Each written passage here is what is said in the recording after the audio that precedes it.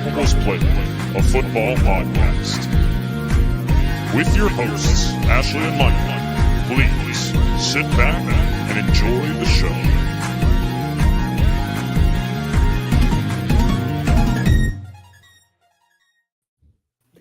Hi, everyone, and welcome back to the Undroppables Playbook, a football podcast presented by the Undroppables, sponsored by Analyst Depot. I am one of your hosts, Ashley. This is my lovely co-host, Michael Duncan. How are you today? I'm miserable, Ashley, but it's great to see you, I guess. Yeah, I guess. Why are you miserable? Because the Eagles suck and I want to die. The Giants are so much better after that, the win against the Eagles this week. At least my ego feels a little bit better. That's what I'll say. Do you want me to bring it back down to earth? Because I can. No, it's okay. You sure? We have too much to talk about. One button. 59 seconds. We have too much to talk about to do that today. Right. You say so. Yeah, it's true. It's true. Our stage was set for the NFL playoffs. The regular season has concluded, and so has Black Monday. It was a crazy one for NFL Tuesday, coaches, and coordinators, a little bit of and Wednesday. Tuesday. Keeps going in. Before we get into that, I had to tell you my update on my picks for the season. I told everyone I was doing a pick'em pool. I ended up going 167 and 88 in picking all games except for Thursdays on the season. So it's a 65.5% hit rate. Better than I expected. Had a very good start, a cold middle, and a very good end. So that's my season finale. My pick'em. What place did you come in? 10th. Cool. Yeah. And you play with a bunch of old men, right? I do play with a bunch of old men. I was so excited when I got invited to do it. The people dads and stuff that I know do it, and they always talked about it, and I wanted to do it so bad, and I never got invited, and it didn't feel like imposing myself into it. And then I got invited this year, and I was so excited. I came in 10th. I had a really rough middle there, but whatever. I'm still happy to finish top 10. Top 10 is top 10. I'm not going to ask how many people there are, because if there's only 12, I'm going to feel bad. Oh, no, there's 60 something. There you go. Yeah. So congrats to Ashley. If I thought ahead, I would have added a clapping sound effect, but I'm not going to add it in post because I'm lazy. Yeah, that's fine. All right, well, let's get started on some of the NFL news. We only have one kind of just regular news to talk about here. The NFL regular season games saw a 7% increase in viewership this season. The average was about 17.9 million per game. That's the second highest viewership since 2015. And in not NFL, but football-related news that shook my world on my way home from work, Nick Saban retires as the head coach of Alabama football. End of a era. It's very sad. I still haven't fully processed that fact. One of my good friends, Kaylee, had said something about, that it's one of those football news things that you get an alert for that you'll always remember, what was going on when Nick Saban retires from Alabama. It's one of those completely changes the outlook of college football and football as a whole. He had more players drafted into the first round of the NFL than he had losses in his tenure at Alabama. I was driving, and I almost crashed my car because I saw Nick S. And I thought somehow the Eagles fired their head coach before a playoff game. Before playoffs, yeah. That was confusing. That was confusing, I'm sure. But I'm okay now. Well, not I'm really. glad you didn't crash. But I didn't crash my car, so. Yeah. I kind of wish I did, if we're being real. But it's fine. Just a little. That's the life of an Eagles fan right now. Yep. All right. So the big news obviously comes from the fact that the regular season is over, and we have a bunch of head coaching vacancies. Still some rumors floating around about some seats who may open up. But I'm going to refresh your memory on some old firings for key coaches. Obviously, a lot of assistants and front office staff get fired or resign around this time. But I'm going to talk about key guys, so head coaches, offensive and defensive coordinators. So to refresh your memory, that would be Chargers head coach Brandon Staley and GM Tom Telesco. That happened previously, so they're in the hunt for two key positions. Do you want to do quick thoughts on this as I go through the previous ones? I mean, yeah, that's going to be an attractive job. It's going to be a very attractive job. I'd say the only downside there, you have your quarterback, which is obviously an upside, but the only scary thing is that he's already signed to a massive deal, which as a GM, you're walking into something that very much limits what you're going to be able to do in terms of assets and whatnot. It's obvious, like you'd prefer to have the quarterback than not have the quarterback at the end of the day. Like it's an attractive job. You get to handpick your head coach for it as well, because I'm assuming they'll probably go GM before head coach. It's more typical. But yeah, just something to think about. Yep. It's also a prime market for football, which Is it? always makes I think it is. Stop. I won't. No. No. I am not saying for They don't even sell out their own home games with home fans. It's not a prime market. There's two teams. They're the lesser of the two teams, and the only sport they care about are the Lakers. Not even all of basketball, just the Lakers. Los Angeles is not a prime spot for any sport other than I'm saying it's like it. I would 100% say it's a prime spot because it's where people. Yes, the NFL is investing money there. It's where a bunch of headquarters are for the NFL as a whole, for all broadcasting companies. Players like to go to LA. It's warm weather. I understand it's not a good sports city, but I'm still saying LA is a prime market for a head coach. No, it's not. Okay, we could disagree there. What you're saying makes sense if it were basketball. Like there is a reason that basketball players go to one of like two places, sometimes three. It's LA and it's Miami because it's warm. Mm-hmm. That doesn't take the same tone in football.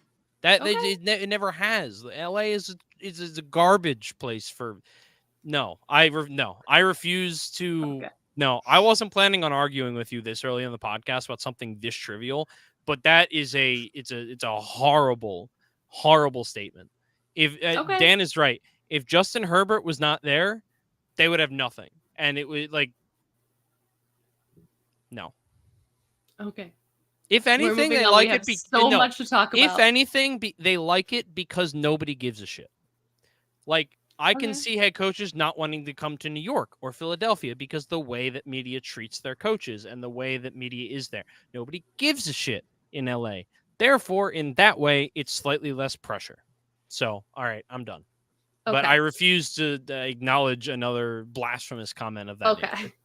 Steelers fired their offensive coordinator, Matt Canada, after plenty of calls for that to happen throughout the season. How do you feel about this opening if you're a coach? I think if you're a coach, you probably feel really good about it, with the exception of the fact that like there's a lot of question marks on that offense. Mm-hmm. This is the first time maybe ever that they've fired a coordinator in the middle of the season. Like they've had 3 head coaches in the last like 80 years or whatever it is, whatever that stat is. Mike Tomlin has never had a losing season. There's so much continuity and structure in that organization that I can understand why a coach would want to coach there. Like it seems like a really, really good job, even though it's in a cold city. Bills fired defensive coordinator Ken Dorsey. It seems to have worked well for them so far. Yeah, another one 6-2 or 6-0 or 6-1 or something since firing Ken Dorsey. Also, since it came out that Sean the 9/11. Yeah, what is his name? I keep wanting to say Sean. Is McDermott? It Sean McDermott? Yeah, McDermott. I don't know. McVay was like right there, and I'm like, no, McDermott. Yeah, he was an Eagles defensive coordinator. I know his name. Mm-hmm. The whole 9/11 thing. It happened like around the same time, and I like that people are trying to fight with the Bills, like media, and saying no, it has nothing to do with Ken Dorsey. It has everything to do with 9/11. With 9/11. That's fun. I mean, 9/11's not fun, but I know what I mean. I get what you're saying. The Raiders have the most openings in their key positions. They obviously fired head coach Josh McDaniels, general manager Dave Ziegler, and offensive coordinator Mick Lombardi. They had Antonio Pierce step in as the interim head coach. We're going to talk a little bit later about key names to keep an eye on. He's a key name to keep an eye on, not only for the Raiders, but a lot of people are expressing interest in him for other open head coach seats and also defensive coordinator positions. If he doesn't happen to get a head coaching seat that he has, like people have feelers out for him. and the Raiders offensive coordinator is also getting inquiries for interviews. I don't think if he doesn't get the head coach for the Raiders, I'd be really surprised if he gets a head coaching gig somewhere else. I feel like you just never see that. Like an interim head coach getting a job not where he was the interim at. Doesn't happen very often. For better or for worse. I mean, I feel like we never see that. So yeah, if I'm the Raiders, I'm doing my due diligence, but I like what Antonio Pierce has done so far, and I wouldn't, if I like on the outside looking in, I would not be upset with that, and I don't think Raiders fans would be upset with that either. Between the Raiders and the Chargers, there is one name that is going to stand above all of them.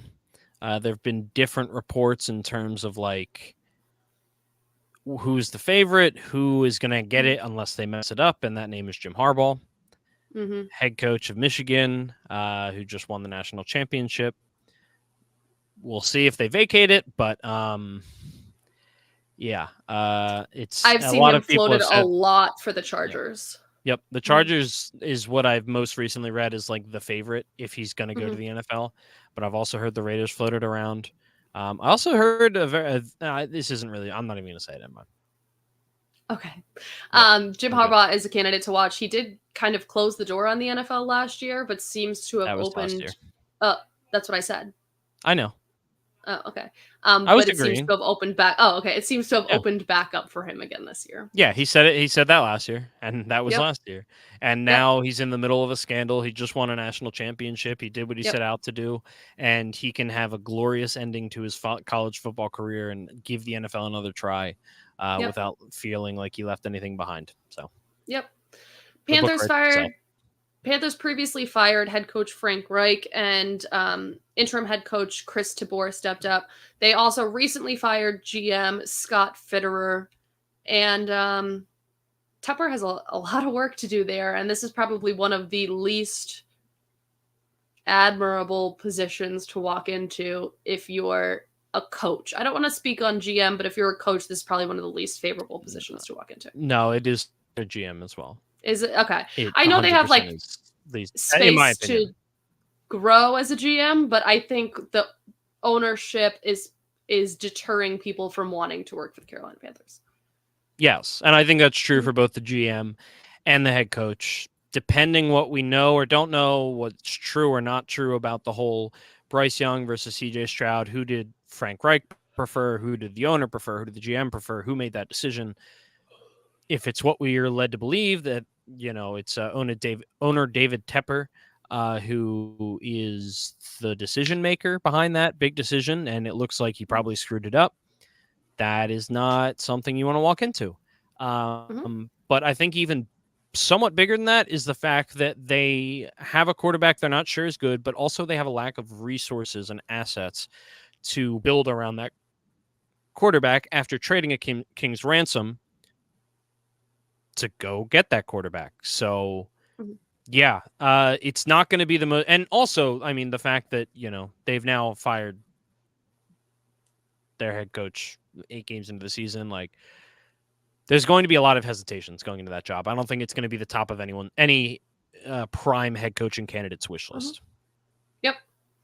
Agreed. Jaguars, after missing the playoffs, fired defensive coordinator Mike Caldwell. We've had some conversations about him and coordinators for a whole as the Jaguars. I was a little surprised to see he was the only one. It seems that the Jaguars have reported they'd let go of.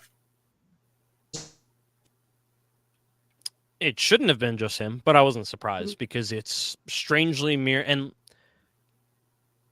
look, I've said a lot of really good things about Doug. I love Doug with all my heart. I think he's an incredible head coach. The one thing, and I've been pretty constant about this, is he doesn't know how to coach his coaches, and he's not the best at assembling a staff.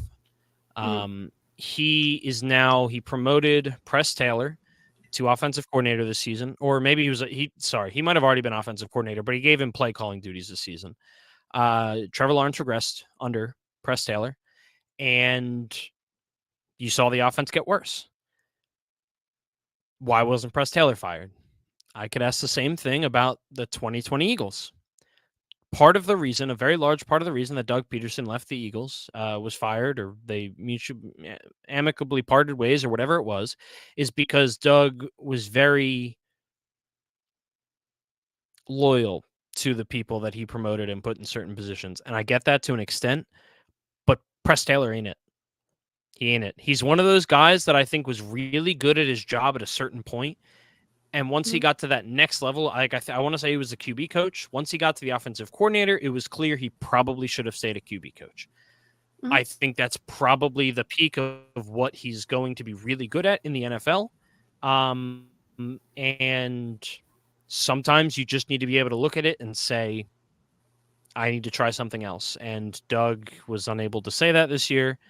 So we will see what happens. I love Doug, but it is reminding me of the end of his tenure in Philadelphia, which is not a good thing. Yeah, agreed. Giants, big debacle here. I'm not going to say fire. Amicably part ways. What the hell happened? I'm going to toe the company line and say amicably part ways with defense. This is the as of today. What company line? Your company ways. is this. Okay. This is your company. Happened? There's no company line. Just tell me what the fuck Giants happened, because I have no idea. I'm just saying it finally came to a conclusion today, and they say they both decided to part ways. What happened here is, Sunday, Wink Martindale comes out with a play sheet that says 24 on the back, like the 24 logo. And apparently it was his way of saying you have 24 hours to fire me. Like, I want to be fired. They choose to not fire him. They have a press conference before they would have fired him and say, we really want to keep him on staff. He decides, I'm not staying, I'm leaving, gets into a screaming match with Daboll at the facilities and curses him out. Leaves, catches a flight to like Sarasota. People saw him in the airport, and then actually doesn't resign because there was 3 ways it could go. They could part ways and Wink Martindale could coach again next year, but the Giants did not owe him $3 million. If they fired him, they would owe him $3 million and he could coach next year. Elsewhere. Yeah, so you could get like one of either or neither. So he ended up, finally they agreed today to part their separate ways. Apparently a lot of it comes from a divide between him and a bunch of defensive assistants that were also fired. Apparently the word used in a bunch of articles was that Wink Martindale and his assistants had a sort of fiefdom going on, in which they felt like the only people they needed to answer to were themselves, and they did not care what anybody else said. They didn't follow anyone's rules. They didn't, do anything. Apparently Daboll walked into meetings and was like, are we cool here? And they were like, we're cool. And then when Daboll would leave, they'd like say, we're totally not cool, but we're not going to tell him. Players have been, like, the media has been so crazy and everybody jumped to Wink's defense. And then apparently it seems like most of it was true and what the players were saying was true.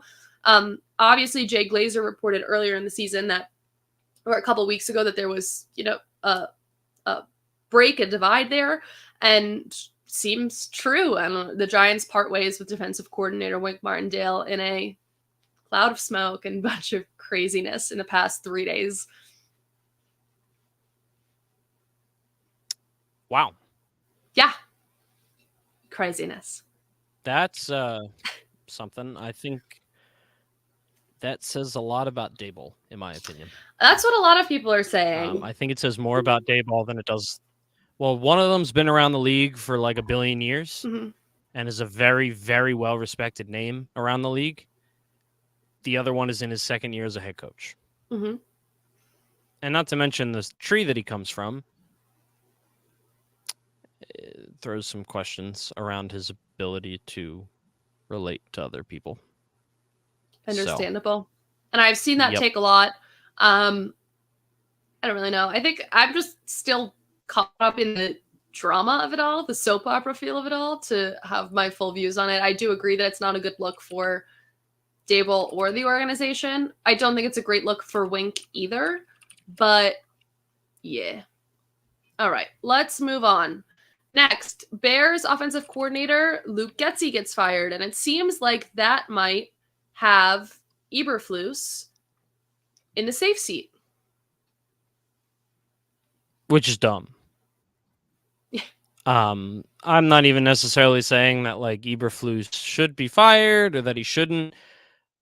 I don't see the point of doing a half measure. I feel like they did the exact same thing around the Mitch Trubisky period of time,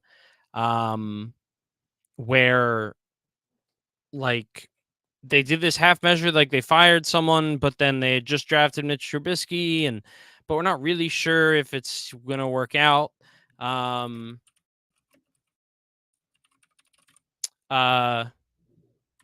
Yeah, it's just very odd, very odd series of events.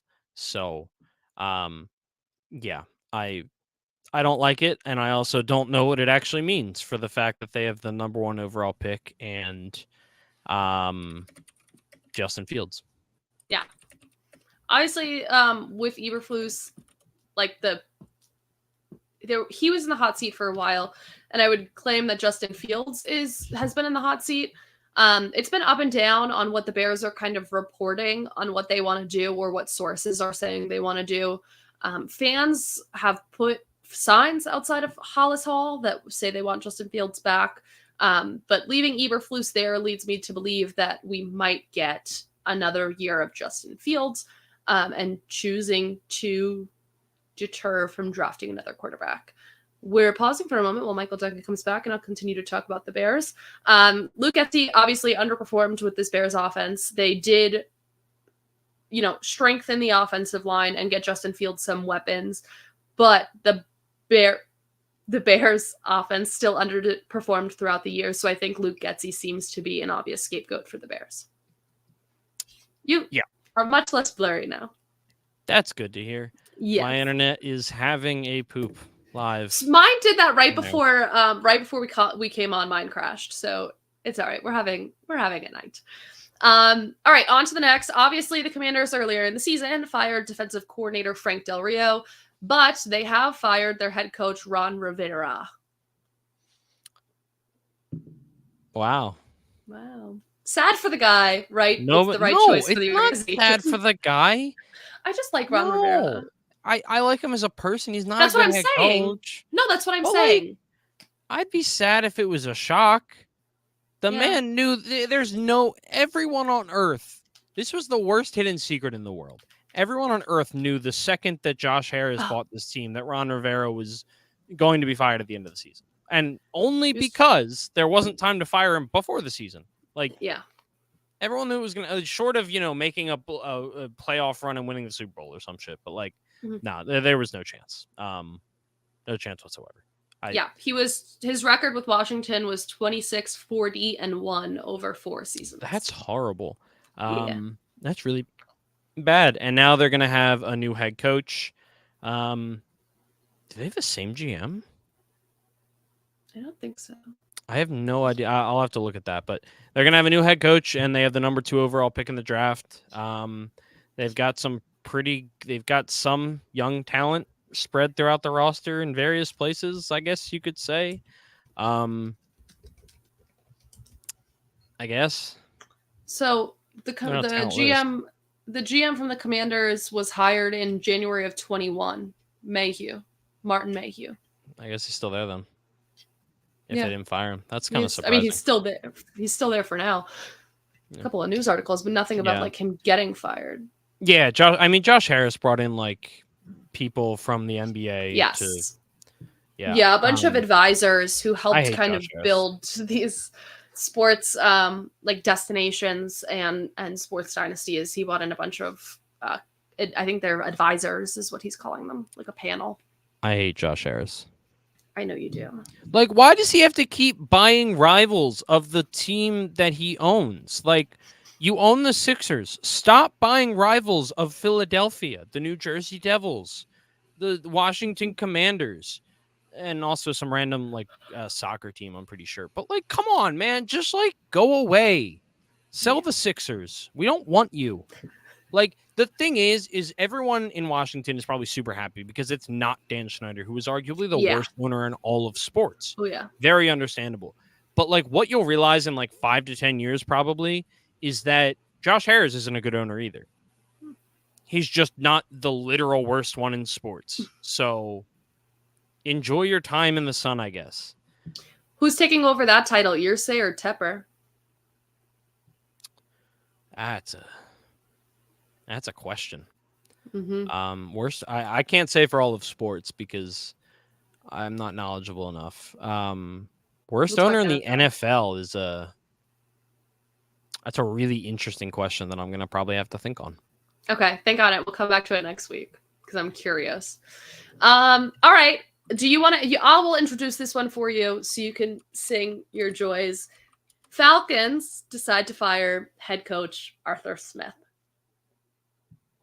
Thoughts? Yeah, I'm so happy.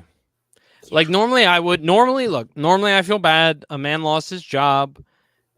He has so much money that he His dad has was to the fall founder of back on. FedEx, right? Yeah, FedEx. FedEx. And also like he's going to get another job in the NFL because these fired head coaches that are just so obviously bad at their job, they spend so long in the NFL being hired by other teams for some reason. Look at Matt Patricia. He sucks. I say that as an Eagles fan. He's terrible. I've seen it on both ends where I'm rooting against him, and unfortunately, I'm rooting for him now. Who is the dude? Adam Gase is another one. Like Arthur Smith is going to get another job. It's going to be fine. But I'm just so happy because not only was he like really bad at his job, there was nothing likable about him. No. And if you haven't noticed, like the head coaches that I tend to not like have more to do often that it has more to do often with their personality and their likability. Like I understand why people don't like Nick Sirianni. I truly get it. Because if you're not an Eagles fan, he probably pisses you the hell off. Because of course he does. He's annoying. He's very cocky and he's got that attitude. I understand it. But I don't even like what is there to like even if you're a Falcons fan? He misuses your players all the time. He is an outdated offensive system. He'll demean you when you question it. He will demean you. And that's the thing. It's like the way that you interact with people, like that saying about, the way you treat the people you're in charge of, or there's a better way of saying it, I know, but like the way that a boss treats their employees is indicative of the way that they are, like who they are as a person. Very similar thing. Like the way Arthur Smith treats people that he sees as below him, that know less than him, like the way he thinks of it is extremely indicative of who he is as a person. And that's pretty much a garbage human being, in my opinion. My opinion doesn't matter to anyone but me, but he sucks. And he was very easy to not root for. And he was very easy to be happy about when he got fired. And he went out on the highest of high notes.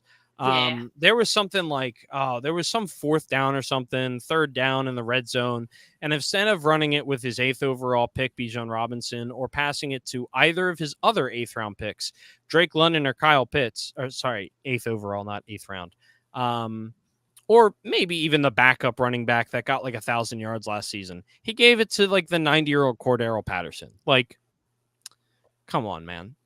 You do it to yourself. I don't know what to tell you. And then after all that, Jameis Winston being Jameis Winston, which I've never been there are big Jameis Winston guys. Oh, yeah. Like Dan Bradley in the chat right now. He's a big Jameis Winston guy. Loves him some Jameis Winston.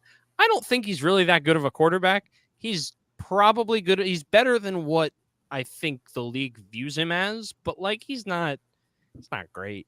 But him as a person. He's hella entertaining. Like that dude eat the W's and Deshaun Jackson is looking at the camera like, get me the hell out of here. One of my favorite Jameis's is when he goes on camera and they're like, oh, what happened with the trainer? He goes, my trainer told me that. I don't know what he said. We just got to keep playing. Like he starts faking that he was going to say something and misleads. And he's like, I don't even know what he said. I'm going to make that up. It's bad when he's a starting quarterback, but as a backup quarterback, it's perfect. He's going to be great on TV one day. It's the perfect personality for the backup quarterback that's in the league for like 20 years. Like it's awesome. But Jameis Winston goes in there and kind of just doesn't listen to his head coach, which has a whole different set of things that I think cause concern on the Saints sideline. They're also a dumpster fire of an organization right now, and I've been saying that for 2 seasons. Ever since they thought that trading away their future to trade up and get Chris Olave was like a good idea at all. Very dumb, very stupid, whatever. They get a Jamal Williams, who led the league in touchdowns last year. They gave Jamal Williams a chance to get a touchdown on 3rd or 4th down or whatever it was in a blowout game. Hold on. Honestly, it in itself, fine, whatever. I don't care. The game doesn't mean anything for either of these teams, so stop them. Like I it's the final game of the season. It's a division rival. Like, that's what you're supposed to do, in my opinion. Anyone complaining that was not the right thing to do, like, I just think you're wrong. Whatever. That's not even the part that I care about. Arthur Smith was a complete and total bitch about it in the worst kind of way, coming off the sideline screaming at Dennis Allen. Yeah. And then complaining about it in the press. I'm like, are you kidding me, dude? Are you kidding me? Your team just did that. And you're mad that they put up one. Like, this was not a 70-20 game. At which point, okay, I kind of get it. Yes, Dan, I do agree with that. Yes. Doing it out of victory. I'm going to put that on the screen. Doing it out of victory formation wasn't great. Sorry. Can I describe this just a little bit better? I'm doing a terrible job of describing anything. Okay, it's the end of the game. They're at like the 2-yard line. Dennis Allen mics in to Jameis Winston, who's put in at quarterback at the time. He says, game's over, victory formation, we're calling it. Jameis Winston gets with his team and says, do we want to do that? And they kind of all agree and say no and give it to Jamal Williams, who they say is a staple of this team, who has not had and is such a good asset to the team and who has not had a great year on the Saints. They wanted to get him one last little push, give him a little boost, and say thank you for being such a great asset to our team. So Jameis Winston and his teammates decide to overrule Dennis Allen. They set up in victory formation, give Jamal Williams the ball, touchdown, quote unquote, run up the score on the Falcons with 1 minute left in the game. Yes, there are people who are just silly. I don't think you can run up the score on a division rival. You can look back in the history of this rivalry and people have run up the scores. There's a million things you could say. I do agree with Dan in the comments right now that doing out of victory formation was probably not the best. Yep. I think they could have that's the bad came part out of that. And I understand that that's probably part of the reason. I'm not going to give all the credit here. It's probably a little bit of the reason why he's upset. I also just don't like it from the perspective of it kind of puts a little bit of a target on your back for future use of the victory formation. But I just divisional game overall, like, I understand very tiny bit. I don't think anyone should really be upset about this, but the biggest part of it is Arthur Smith surrounded by media. This game had a lot of eyes for coaching hot seats and everything like that. He's surrounded by media, surrounded by microphones, walks out cursing and like yelling at Dennis Allen about how this was like unsportsmanlike and uncalled for, doesn't really shake his hand, like just gets close to him to voice his dissatisfaction and walks away. There is another coach in the background who walks by and is like, you're a soft. Yeah. And a lot of expletives. So he walks by in the background that you could hear on the mic'd up. That's pretty funny. But I think that is that's the Arthur Smith departure. Yeah, and I think a lot of this goes out the window if it's not Arthur Smith. And not because I particularly don't like him, but because he's not a likable person. He's never shown to have, like, if he wasn't constantly demeaning other people, we probably feel different about this. Like, if that's like a dude that you like easy to root for, like a Pete Carroll type, I guess, and Andy Reid, and he comes off and he's a little bit pissed about it. He's like, that's bullshit what you did out of the victory formation. Yep. Because I agree that is the one thing that really pissed me off. I actually forgot it was that. In the moment, that was the one thing that bothered me. It reminds me of, I want to say it was Greg Schiano back in his years in Tampa Bay. He did something with the victory formation where like he knew they were kneeling the ball and he told his defensive players to like try and strip it. Like the game was over. And that pissed me off because normally victory formation is like the let's not get anyone hurt. That puts like a gentleman's agreement. Yeah. Yeah. That much is fair about it. But Arthur Smith naturally took it 110% over what he needed to do. And also, there's no reason to give him any benefit of the doubt when it comes to any type of interpersonal relationship or interaction. Yeah. So. Yep.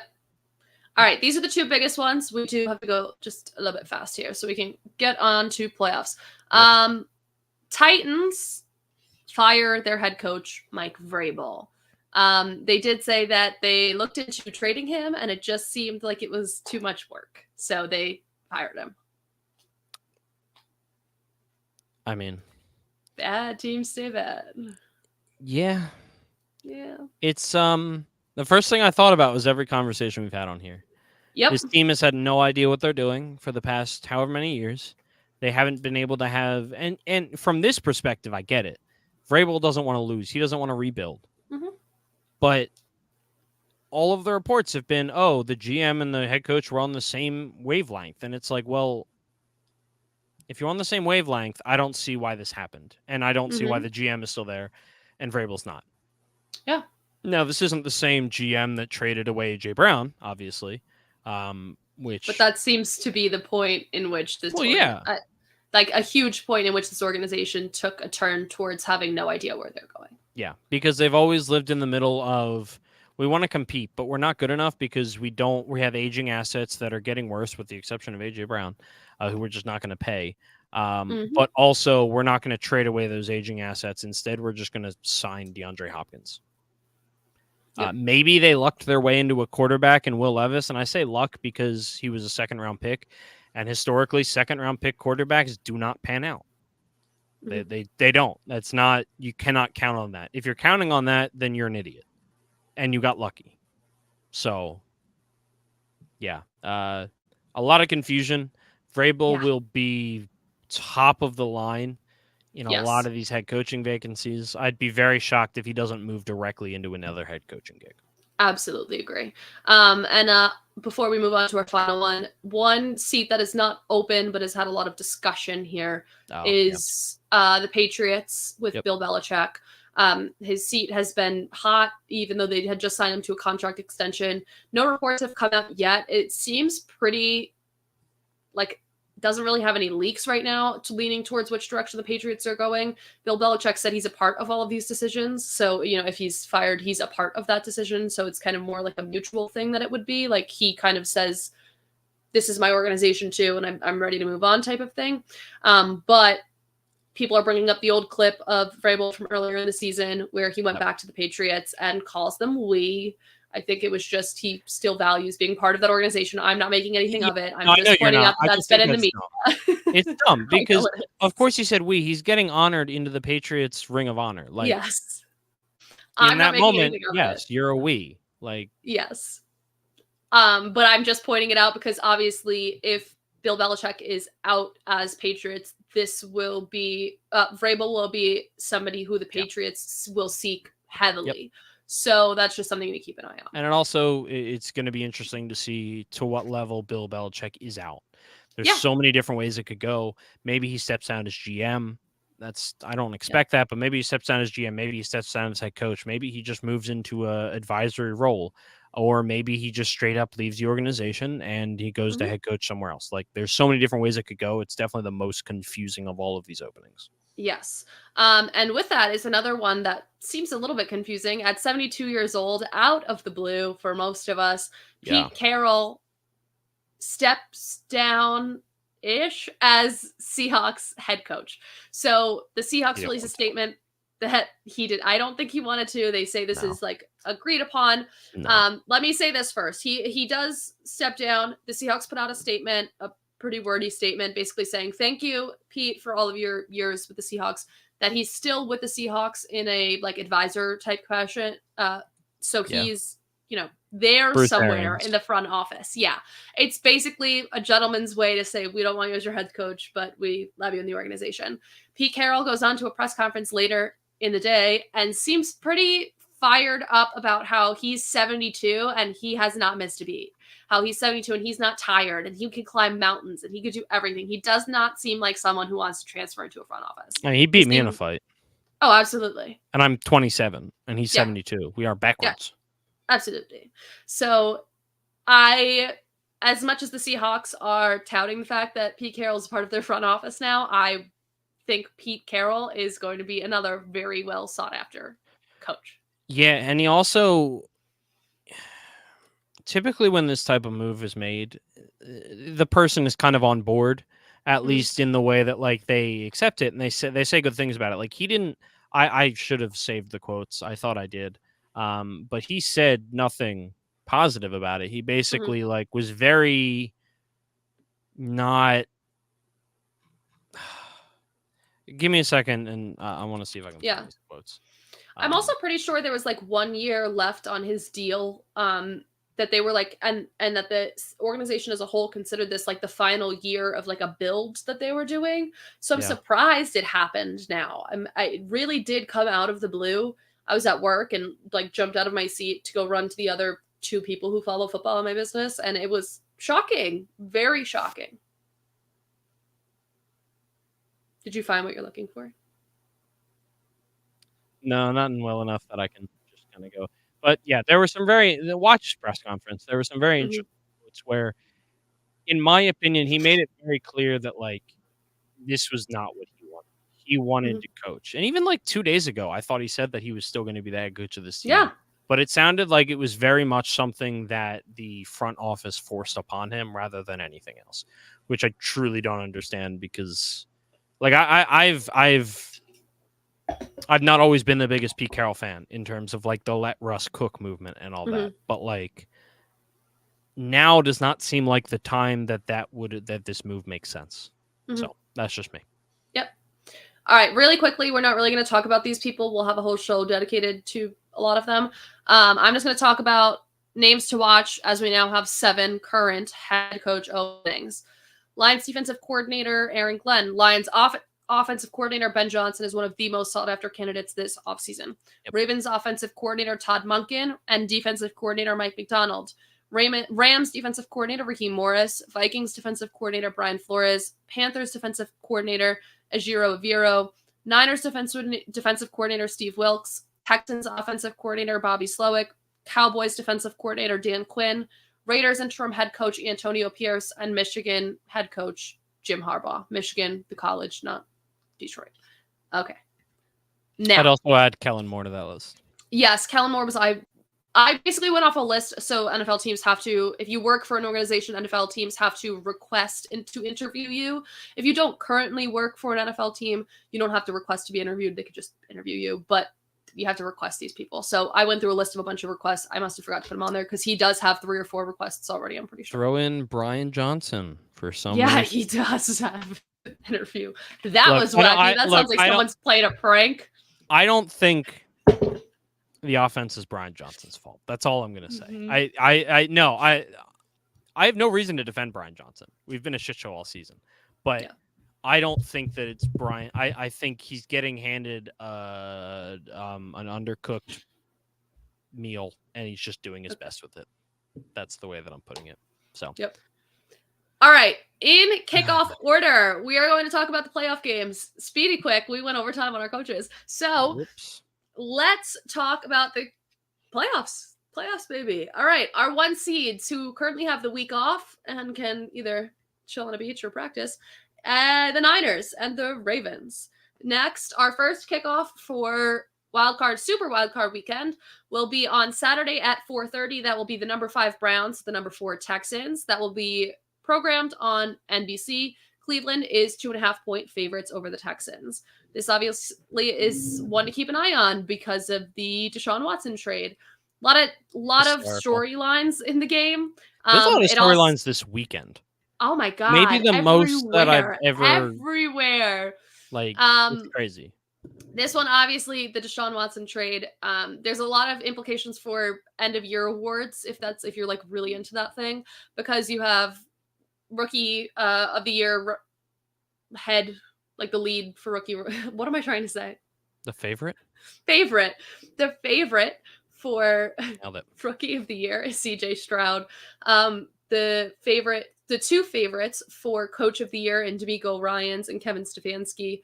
The comeback player of the year, current runner-up to win, is Joe Flacco, and he's quarterback for the Browns. So tell us a little bit about what you feel about this matchup. So this is very interesting. And this is actually true later as well, but both 4 versus 5 matchups, 4 seed versus 5 matchups are rematches where the 5 seeds are rematches where the teams played this season already. The 5 seeds both have better records, and the 5 seeds won in the previous matchup. Yeah, I thought that was very interesting. So the other matchup being the Eagles and the Bucks. Basically, I'm saying the Browns and the Texans have played already this season, and the Browns won, and they have the better record.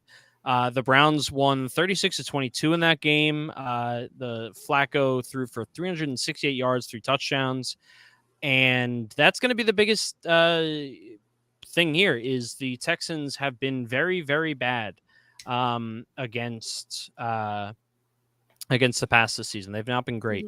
And Joe Flacco has been on fire since coming out of semi-retirement to take this Browns organization coming out of 11 weeks on his mom's couch to new heights, I guess. And also an important thing to note is over the past 10 years, rookie quarterbacks are 1-5 when making their first career playoff start, with the only win in the past 10 years coming from Brock Purdy in a game where his team was favored by 10 points. Wow. That was last year. That would have been, the first round, I guess. And the Texans are currently a 2.5-point underdog in this game. Yep. So not the same situation at all, but probably going to be a very, very, very fun game. And also I'll throw out there that Joe Flacco is tied with Tom Brady for the most road playoff wins in NFL history, which is just a great stat. I love it. That is a great stat. Big fan of it. For me, this game comes down to the trenches and the lines, and I think what's really going to affect the Texans the most is the pass rush. Despite only playing 15 games, CJ Stroud ended up eighth for most sacks taken, and Myles Garrett, who has 14 sacks, is tied for 7th most, and Jonathan Greeners had 12.5 sacks and is tied for 10th. So I think that's where a huge part of this game is going to come. Can the Texans defend against the offensive line, stop the pass rush? And that has not been great look this season so far. So yeah, the Browns have the 2nd ranked defense in terms of DVOA this entire season. Jim Schwartz, he's won a Super Bowl as a defensive coordinator. He knows what it takes to win in the playoffs as a defensive coordinator, and he's just a fantastic defensive coordinator, and he's really gotten the most out of his team this season. So, yep, that'll be fun. Your pick? I'm gonna, as much as I love CJ Stroud and D'Amico Ryans, I am going to take the Browns because I don't think anything would be funnier than paying Deshaun Watson all the money that they paid him to then win a Super Bowl with Joe Flacco. So I also think it would be funny to do that and then lose in the first round. The Browns went from the most hateable franchise because of that trade to now with Joe Flacco, it's like so fun to root for them. It's magical. I still won't root for them. I am going to say they will win, though, against the Texans. I just don't think the Browns defense will... I don't think the Texans offense with a rookie quarterback is going to be able to beat the Browns defense. And on to the next. One of my favorites of the weekend for fun stats is number 6 Dolphins at number 3 Chiefs at Arrowhead. That will be Saturday night at 8:30 on Peacock. The first time a game is solely streamed on a streaming service and not on cable. Thrilling for all of us because the first one went so well. Very excited to have playoffs. This may be the coldest game ever for either franchise, for the NFL. The current kickoff temperature is expected to be 2 degrees. That has gone down. 2 days ago, it was 5 degrees. Now it's 2 degrees. That's actual feel. It will get down. That's like the actual temperature. It will get down to 0. There'll be 12 mile an hour-ish sustained winds with 25 mile an hour gusts, which means the expected at this time at kickoff is negative 12 degrees with the wind chill. I will say, I have seen similar stats. It's not, I think you might have it slightly wrong. It's not going to be the coldest game in NFL history because the Ice Bowl was minus 16. Oh, okay. So then I think I might mean for either franchise that they've ever played, like the coldest game for them. Okay. Yeah. I do want to say since 1996, I'm going to give you several different versions of the stats because I know 1996 gives us a big, broad, lots of data. The Miami Dolphins have played in 74 games where the temperature was below 40. They have a 48-26 record in those games, but they are 0-10 in the last 10. And obviously 0-4 since 2020. The Chiefs' last 10 games where the temperature was below 40, they have a 9-1 record, and in that time, a 4-0 playoff record in games where the temperature was less than 40 degrees. Obviously, this is way less than 40 degrees, and it's going to be a cold one in Arrowhead. Yeah, I mean, this is probably like the second most boring game of the week, maybe. Mm-hmm. Like, there's some argument to be made that maybe it's like second or third, but like the most exciting, storyline. Yeah, the storyline is Tyreek Hill. I mean, this is going to be his first game in Kansas City since leaving Kansas City.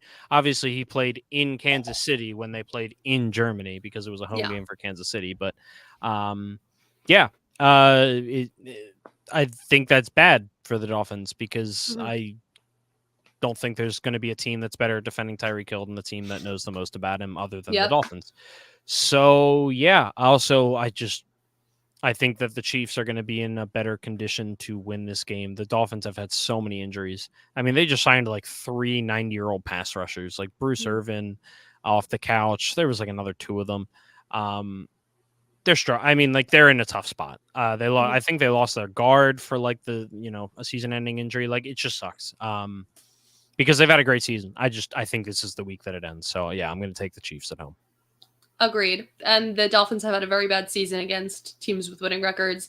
They have a negative 91 point differential against teams that are currently in the playoffs. Yep. On to the next. The 7 seed Steelers will head to Buffalo to face the 2 seed Bills.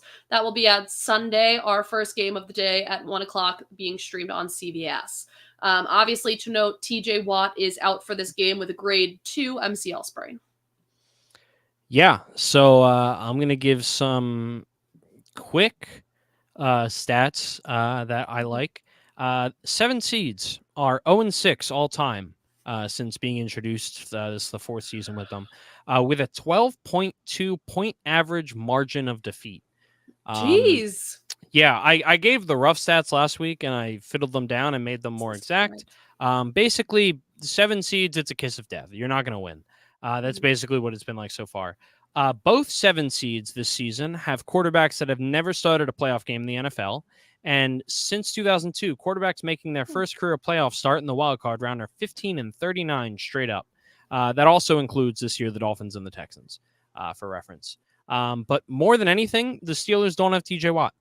And this is a stat that I found via John Breach from CBS Sports. Watt has 11 missed games in his career, and the Steelers have gone 1-10 in those games. Wow. When he's on the field, you have to account for him at all times. When he's not there, the Steelers defense falls apart. When Watt is on the field, the Steelers have only surrendered 19.8 points per game. But when he's not out there, that number shot up to 26.3. They also average 3.3 sacks per game when he's on the field versus 1.5 sacks when he is not on the field. Yeah, he's the difference maker here. Without him, I don't think they don't stand a chance. And they already didn't. They're the 7 seed, but I do think it's going to be a blowout, largely in part because TJ Watt will not be there to cover the mistakes of others. Agreed. The Bills are 10-point favorites. I did have some stats here about Mason Rudolph as he's the starting quarterback. He does, since starting, is 75% completion rating, 5 touchdowns, no interception, and only 1 fumble lost. I think he's played very well given the circumstances. I do not think this Steelers team, especially without TJ Watt, is going to be able to put up a fight against this Bills team. And I think there'll be another one to add to that number of 12 point something of margin of defeat. There we go. On to the next 7-2 game. The 7 seed Packers are heading over. I'm assuming we both take the Bills, by the way. We didn't say that. Yeah, we both take the Bills, yes. And we both took the Chiefs. The number 7 seed Packers are on their way to Dallas, Texas to visit the number 2 seed Cowboys. That will be on Sunday, 4:30 on Fox. Dallas opens with 7.5 point favorites. Obviously, big storyline here, I guess, is Mike McCarthy, right? Yeah. Mike McCarthy and his former time with the Packers, and by former, I mean 13 years worth with the Packers organization, and the storyline that's been going all season long about the Cowboys at home. Yeah, when they're 8-0 at home, they're on a 16-game win streak at home, and in the 8-0 in this season at home, when they're 8-0, they've won by an average of 21.5 points per game. Not they've put up 21.5 points per game. They have outscored their opponents by 21.5 points per game. That means that if a team put up 10, Dallas put up on average 31.5. That is ridiculous. But that is how good of a team they've been at home versus on the road. And the Packers, meanwhile, are 1-5 on the road against non-divisional opponents. Not totally hopeless, though. Obviously, it probably is because of the whole 7 seed thing. All the stats I said still apply. But Packers started 3-6. They ended the season 6-2, and Jordan Love ended on a streak of 18-1 in terms of his touchdown interception ratio, which is really, really good. He's been an incredible quarterback the second half of the season. So I'm not going to rule them out. It's a much different situation, in my opinion, than what we've got going on with the Packers.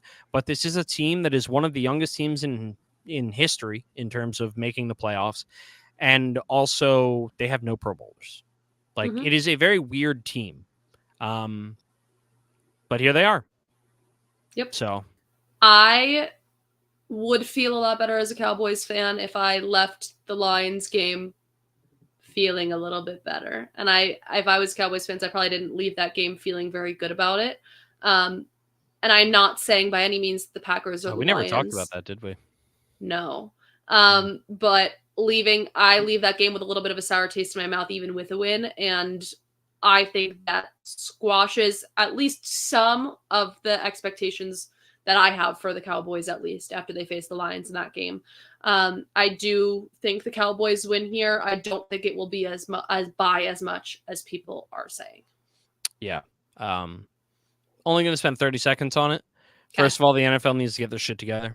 Second of all, that is one of the most ridiculous swings in terms of postseason positioning that I think we've ever seen from a blown call on national television. Because what that does is give a team that is 8-0 at home this year, winning on an average of 21.5 points, it gives them 2 home games instead of 1.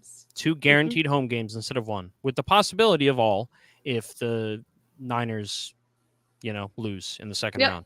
So just throwing that out there, absolute and total horseshit. Yep. So figure it out as well. Agreed.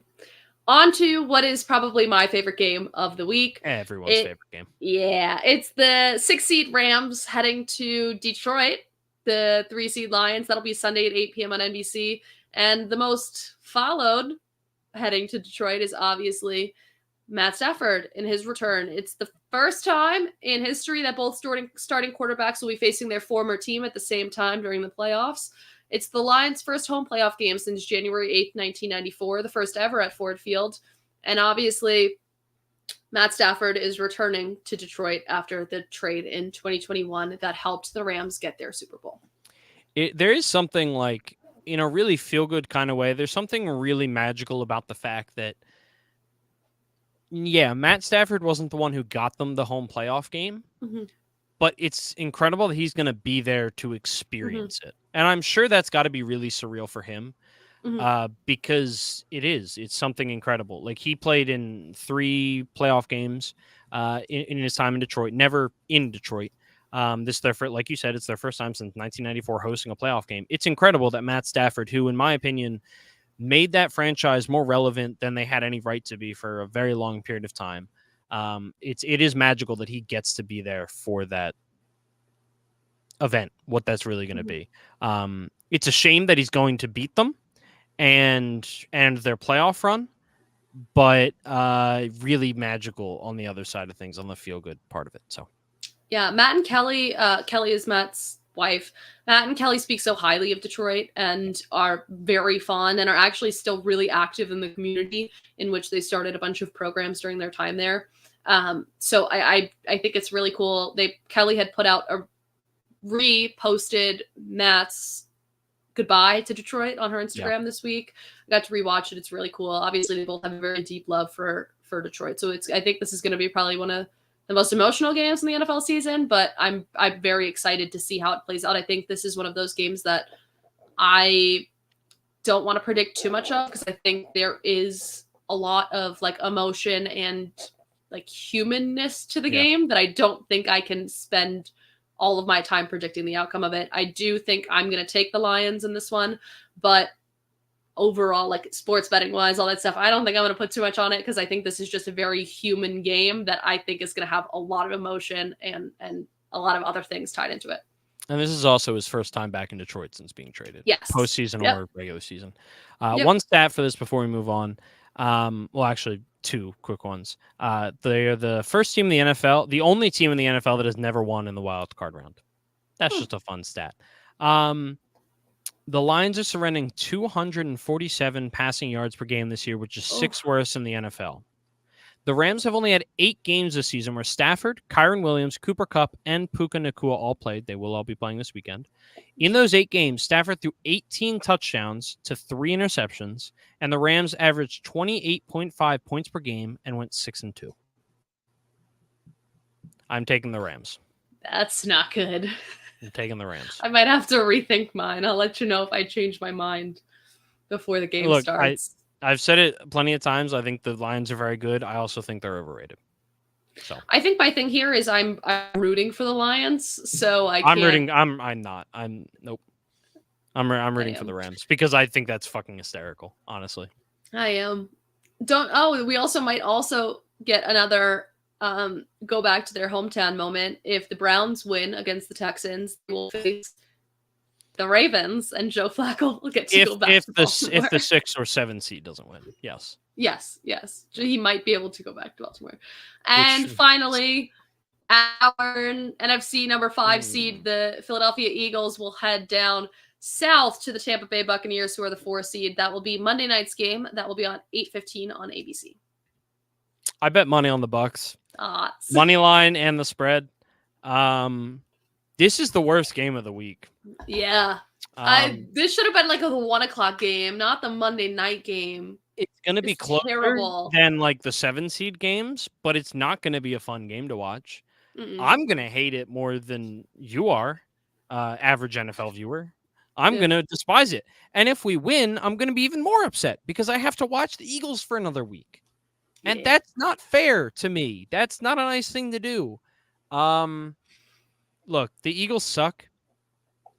They're not good. They've got a ton of injuries on defense. Doesn't really matter because Matt Patricia can't play call his way out of a cereal box. The offense is a mess. Yeah, there's not a lot of good things. Like, here's the thing.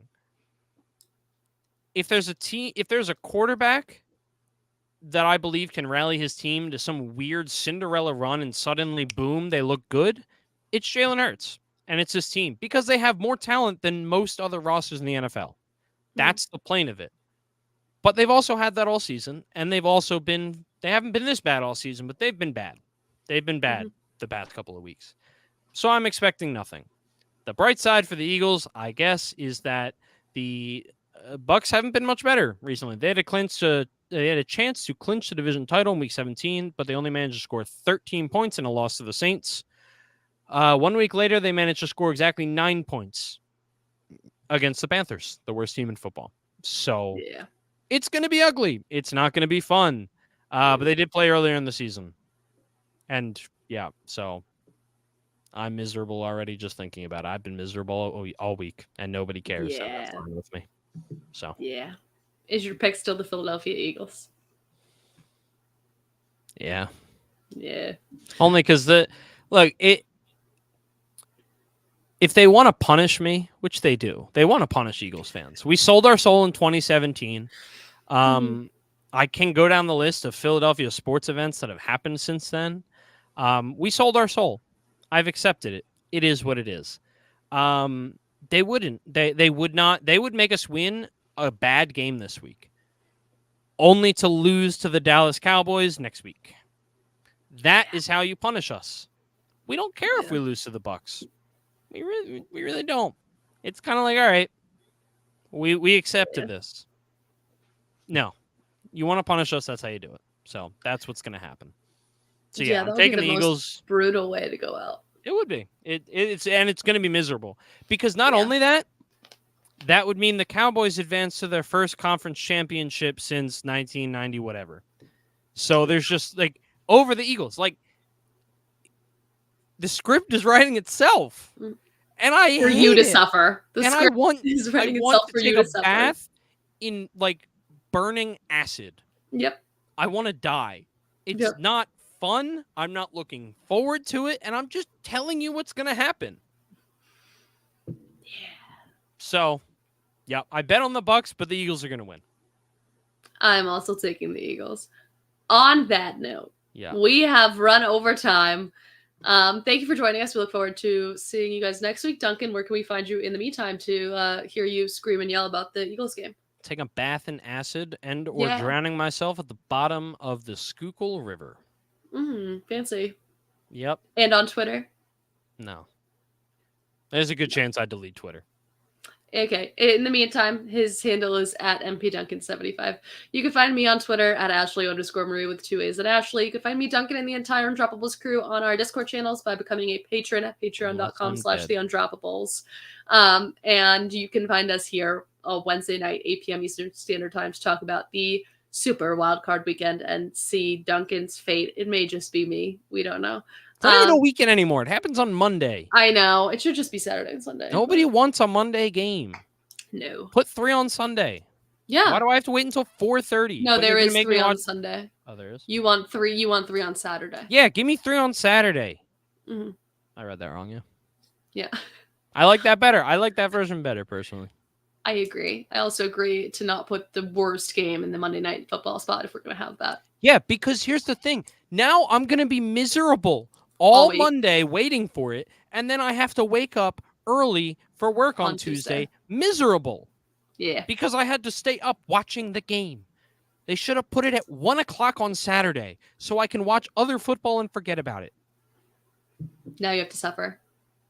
Well, we hope you join us next week. That goes for the people listening as well as Michael Duncan. Thank you for joining us tonight. We look forward to seeing you in the future. Bye. Go Birds.